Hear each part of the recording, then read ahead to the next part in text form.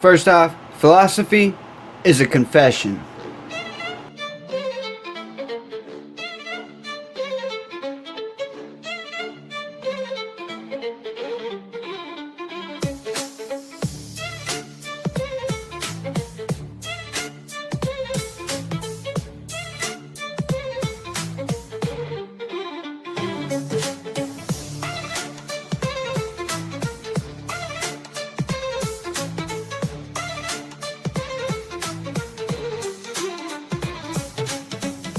Hot girls are more crazy? Always. Do you think hot girls are more crazy in your experience? I've been around quite a few hot girls, but some of them can be very balanced. But give me your treatise on hot girls being crazy. Here's what it is with very attractive women. They don't get an insight into the average man and how average men behave. They get an insight into men that are incredibly intimidated by their beauty or incredibly lustful after their beauty. So they see men either kind of ignore them, so the quiet good guys either just kind of intimidated by them, but the loud, gregarious, kind of adulterous men are after them. So they'll see guys that will leave their wives to be with you. They'll see guys that will drop everything to kind of, even if their girlfriend's in the same room, they'll quickly stick you their number. They'll see guys that will risk their jobs, if they're your boss, to be with you. So they see men as these huge risk takers that will do anything to have sex with you. So what ends up happening is she loses her naivety about a man. She no longer thinks men are faithful. She's seen so many men break up whatever they have just to be with you and just to access you. She's seen so many men who break their back just to touch you. So what happens is when her husband now says to her, there's a new colleague at work, her brain is like, well, every colleague at my work has always hit on me. Are you hitting on this girl? Or if her husband says, I'm just going to the gym, she's like, well, whenever I go to the gym, somebody hits on me. What are you doing? So they end up being suspicious because they are privy to men at their worst when they're sexually attracted to a woman. They don't have that naivety that a more plain woman would have, where she could walk past a guy in a bikini and he doesn't harass her. She knows if she walks past a guy in a bikini, he drops everything. So she sees men as more dangerous than they are, and therefore she thinks her partner is more sexual than he might be. And as a result, she tends to be more intense and crazy and less naive, but not necessarily more accusatory, I would say. Yeah, because she uses her experience about the world to predict what everybody else's experience is about the world. And in her defense, beautiful women are also, it takes a certain level of confidence and a certain level of no fear of rejection to access a beautiful girl. So her pool of men tend to be the men that are more likely to be unfaithful. Wow, that's interesting. So very attractive women are a selection effect for the kinds of experiences that they have in life, the kinds of interactions that they have with other women and other men. So presumably they'll often see other women as threats. Well, they've experienced other women seeing them as threats, and they've seen the competitive nature of women, and they've seen women, because here's the thing with beautiful women. If you walk into a room with a really beautiful woman, all the other beautiful women will now start looking at you thinking, well, there must be something about, I'm sure they look at you anyway, but they would pay more attention because there must be something about Chris because she's unbelievable. So what ends up happening is beautiful women start to see how disrespectful other women can be. They're looking at your man, they're competing with you, because to get a beautiful woman's man makes the other woman feel more attractive. If you walk in with an absolutely 12 out of 10 and then you give me attention, I now think I'm prettier than her. So therefore I want your attention more than the guy that's with the girl that's not that attractive. So we see this competitive nature of women. We see that we can put women can put men on the map, and they see that men are very soft and they give in to beauty quite quickly and easily. So they lead to a trust issue that is harder to kind of overcome. So interesting. Yeah, the psychology of an attractive woman is one that is very different to a psychology of a less attractive woman. They're two different species. Yeah. So you have women seeing other women primarily as enemies. They're often going to be frosty to them. Yeah. They're also kind of hyper aware of the power that they can bestow on the partner that they're with, which probably makes them a little bit tentative about giving that man that power, because if they pre-select that particular type of man, you're putting him on the map. Yep. And then you also said that these women, being super attractive, selects for a very specific type of guy that is sufficiently confident to go up and speak to you, or men will make ridiculous and wild U-turns in their life in an attempt to get to you, which also gives you a pretty unrepresentative experience of what most men are like. Yeah, and then when the looks start to fade, it's a harder transition for them.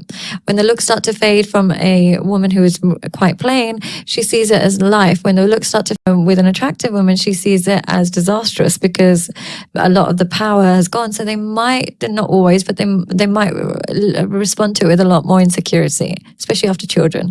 But if she has good values, she recognizes that the looks are replaced with family connection.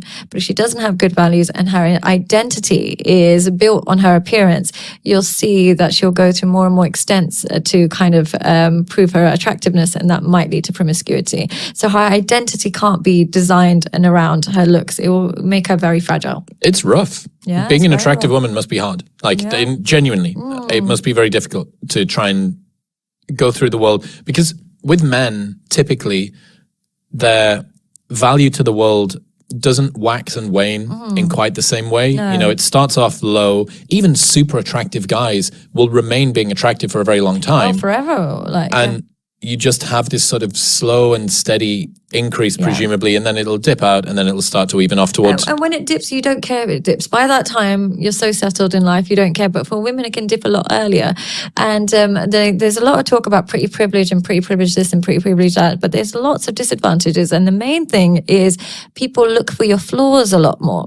What happens when you're not attractive is people can accept what you're saying and doing, and they don't really delve into it. But when you're attractive, there's an element of other women or even men saying, well, I bet she's dumb. Well, I bet she's a hoe. Or I bet they're looking for the negative so much more. And then they'll say, I bet she's really arrogant and very vain. So you almost have to work against people's negative assumptions of your character. As much as they make positive assumptions of your appearance, they make lots of negative assumptions about your character.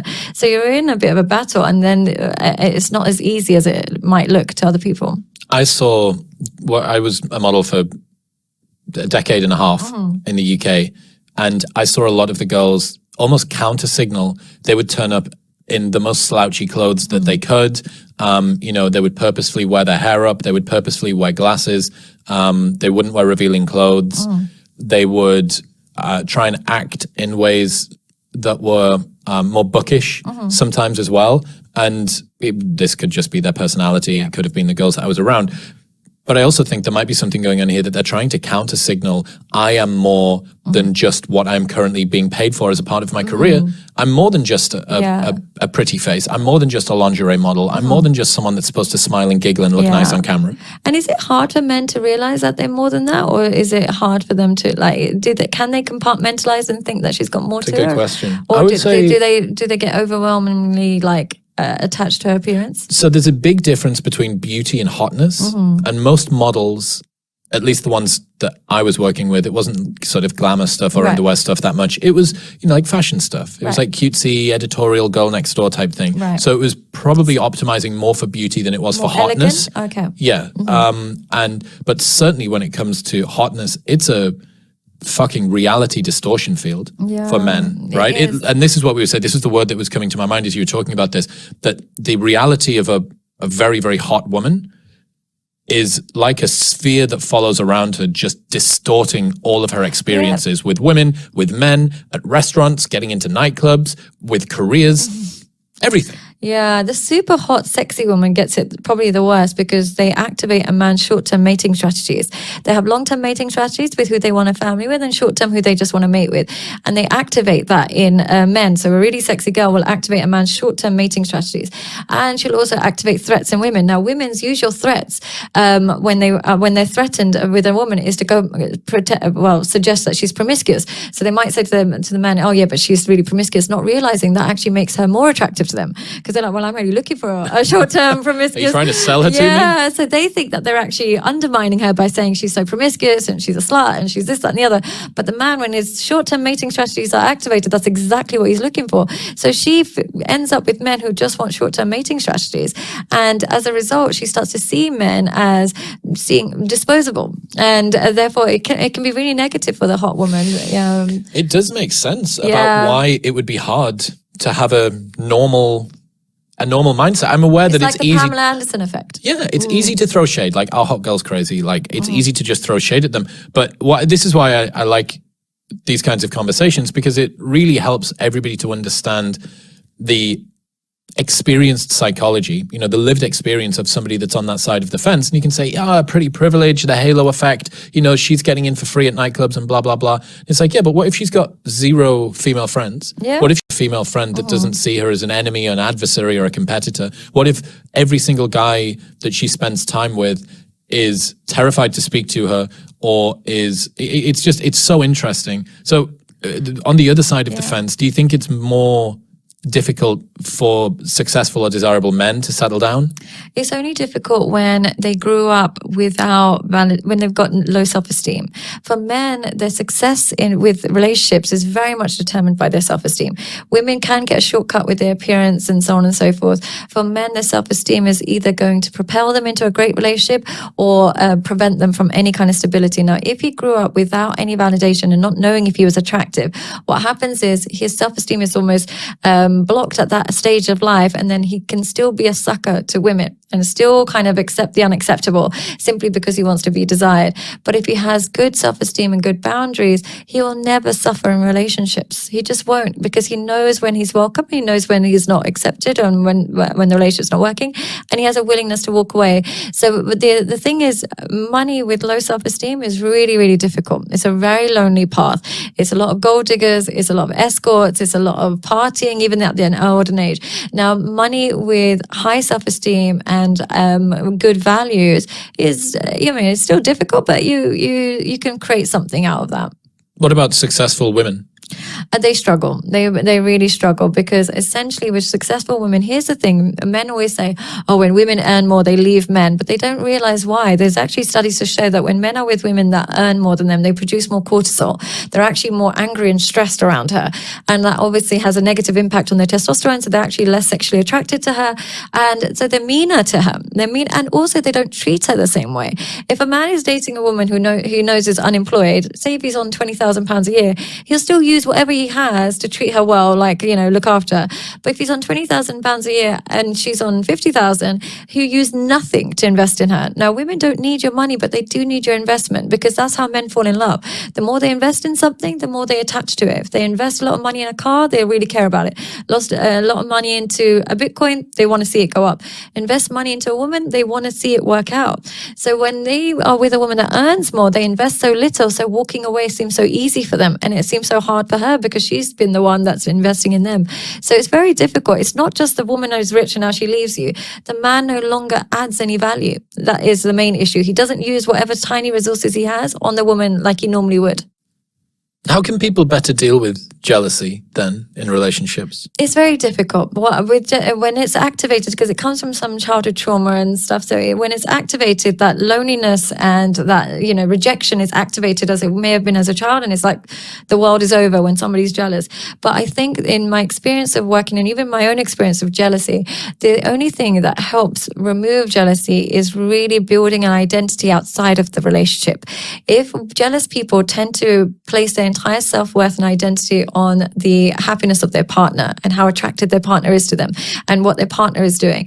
Now, the reason why that's so fragile is because your partner is he's a fallible person who's going to have times where they look at somebody else, they might be attracted, whatever happens, their entire identity is crushed. So to remove that jealousy, you really have to create an identity outside of the relationship, which gives you the confidence that if this relationship is great, I'm going to be in it. If it doesn't work for me, it's okay. I can go somewhere else. But that fear of letting go and fear of that they're going to find somebody else, it means that they're in a constant competition with their partner, and they're almost terrified that their partner's going to meet somebody else. But really, when you build your own identity, you realize if they do meet somebody else, they're no longer the person you loved anyway.